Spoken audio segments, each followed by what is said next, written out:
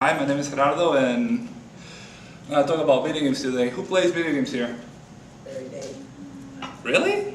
More people than I expected. Well, actually, not really. Look at the demographics nowadays. Let's see. Okay, let's see.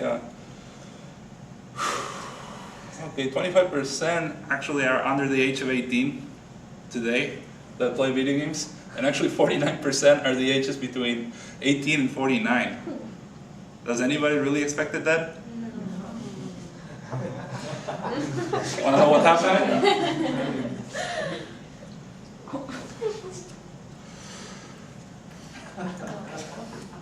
Also, the demographics are even now too. 40% of the people that play are actually female now. What does this lead to? Well, it's led to some problems.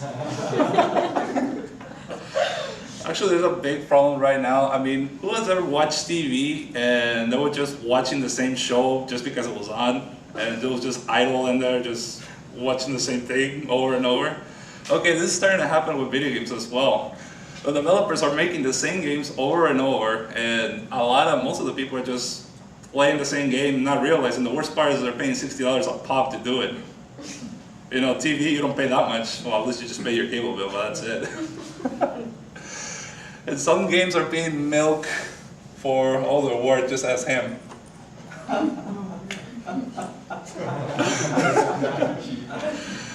Also, they're trying to industrialize the industry, because before the year, 2000s, in the 80s and the 90s, you would never heard, okay, go to ITT Tech and take a course for game design. I also had some friends that have gone and taken that course, and if you know anybody that has taken those, tell them not to go. Because all they're gonna teach you is very center focused towards one area, and you're gonna spend about $80,000, on the technical school, and you're not really gonna learn anything in there. I actually know more than some of my friends that went there about the development process. I actually know more about programming, graphic design, 3D modeling than they do. All they learned was placing cranks and boxes in a 3D program, to design the level, and that's all they learned. And that also when they're making games, it makes a big problem, because the developers, not the developers, but the programmers and the game designers, they can't really communicate because they don't know what the other one's trying to say, or it's actually has to do more with the programmers, because the game designer wants something, but it's asking for something that's impossible, and sometimes that kind of backs up things. But if the game designer, or when the game designers do know about code, they can tell them right away what they want, and they know that it can be done, or they know it could be done. So it's a little bit, the process will be faster, better communication, better polish. Also one of the other things that's happening a lot is that a lot of these developers are cutting the games in half, and then they're selling it to you. You can download the rest of it. And sometimes it's really easy for some people to know, like, if you're like me that know a lot about computers and a lot about games and computers and programming and everything, you know when they purposely cut that off, because it's flatly obvious that they just cut that off and then they sell it to you later for an extra 15 bucks. Also, one of the other things that they do is they only patch games, they release broken games basically. They don't fix major bugs and things like that. Okay, who here wants to buy a car that is brand new, and you take it out of the dealership and you find out the brakes don't work, and they'll be like, oh no, it's cool. 3 weeks from now we'll patch that up. Don't worry about that.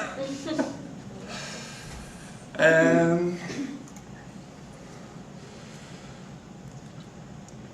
oops, I think I jumped the gun there. Well, in conclusion, try to be a little bit more educated when you go and try to buy, games and see what's up, because also one big problem is that apparently a lot of the companies, they think $60 is, doesn't matter how long it took to make the game, how much money it went to making the game, or the quality of the game or anything, okay, right off the bat, $60, and I remember back when I was in high school, and I wasn't always like that. You see brand new games coming out for $20, $40, $50, that was a price range, because of how much it costs, what was the developer, what was the game, and all that other stuff. But now it just seems, no matter what it is, $60 right off the bat. I mean, like a lot of the companies, you know, they pay royalty fees. Like in a Halo game, it's $60 a pop, but in a third party, you know, somebody else from outside of Microsoft that releases a game, they have to pay $20 in royalties for that game, for each game that is sold. Okay, so when I'm buying Halo 4, why am I being charged $60? You're paying royalty fees to yourself? Okay, that was my presentation. As you can see, I was very well prepared. And I was really ready to get up here. And game over.